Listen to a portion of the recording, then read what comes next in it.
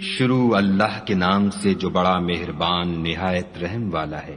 قیامت قریب آ پہنچی اور چاند شق ہو گیا، اور اگر کافر کوئی نشانی دیکھتے ہیں تو منہ پھیر لیتے ہیں اور کہتے ہیں کہ یہ ایک ہمیشہ کا جادو ہے، اور انہوں نے جھٹلایا اور اپنی خواہشوں کی پیروی کی، اور ہر کام کا وقت مقرر ہے، اور ان کو ایسے حالات سابقین پہنچ چکے ہیں جن میں عبرت ہے، اور کامل دانائی کی کتاب بھی، لیکن ڈرانا ان کو کچھ فائدہ نہیں دیتا۔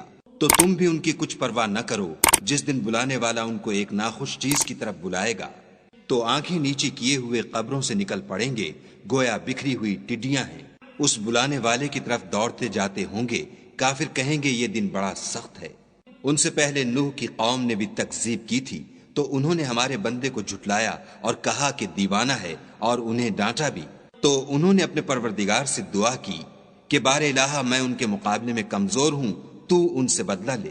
بس ہم نے زور کے مہ سے آسمان کے دہانے کھول دیے اور زمین میں چشمے جاری کر دیے، تو پانی ایک کام کے لیے جو مقدر ہو چکا تھا جمع ہو گیا، اور ہم نے نوح کو ایک کشتی پر جو تختوں اور میخوں سے تیار کی گئی تھی سوار کر لیا، وہ ہماری آنکھوں کے سامنے چلتی تھی۔ یہ سب کچھ اس شخص کے انتقام کے لیے کیا گیا جس کو کافر مانتے نہ تھے، اور ہم نے اس کو ایک عبرت بنا چھوڑا، تو کوئی ہے کہ سوچے سمجھے۔ سو دیکھ لو کہ میرا عذاب اور ڈرانا کیسا ہوا، اور ہم نے قرآن کو سمجھنے کے لیے آسان کر دیا، تو کوئی ہے کہ سوچے سمجھے۔ عاد نے بھی تکذیب کی تھی، سو دیکھ لو کہ میرا عذاب اور ڈرانا کیسا ہوا۔ ہم نے ان پر سخت منحوس دن میں آندھی چلائی، وہ لوگوں کو اس طرح اکھیڑے ڈالتی تھی گویا اکھڑی ہوئی کھجوروں کے تنے ہیں۔ سو دیکھ لو کہ میرا عذاب اور ڈرانا کیسا ہوا، اور ہم نے قرآن کو سمجھنے کے لیے آسان کر دیا ہے، تو کوئی ہے کہ سوچے سمجھے۔ سمود نے بھی ہدایت کرنے والوں کو جھٹلایا اور کہا کہ بھلا ایک آدمی جو ہم میں سے ہے ہم اس کی پیروی کریں؟ یوں ہو تو ہم گمراہی اور دیوانگی میں پڑ گئے۔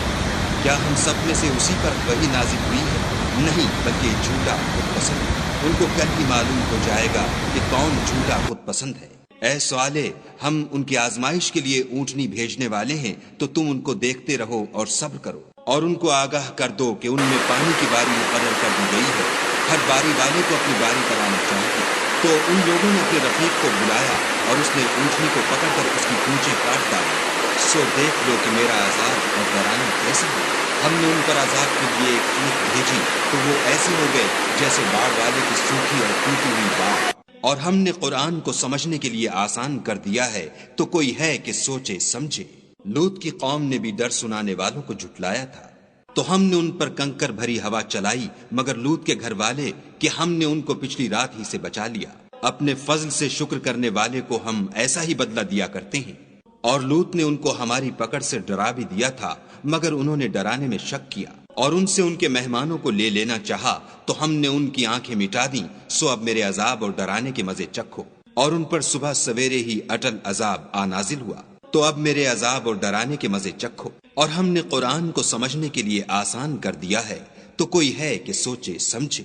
اور قوم فرعون کے پاس بھی ڈر سنانے والے آئے، انہوں نے ہماری تمام نشانیوں کو جھٹلایا، تو ہم نے ان کو اس طرح پکڑ لیا جس طرح ایک قوی اور غالب شخص پکڑ لیتا ہے۔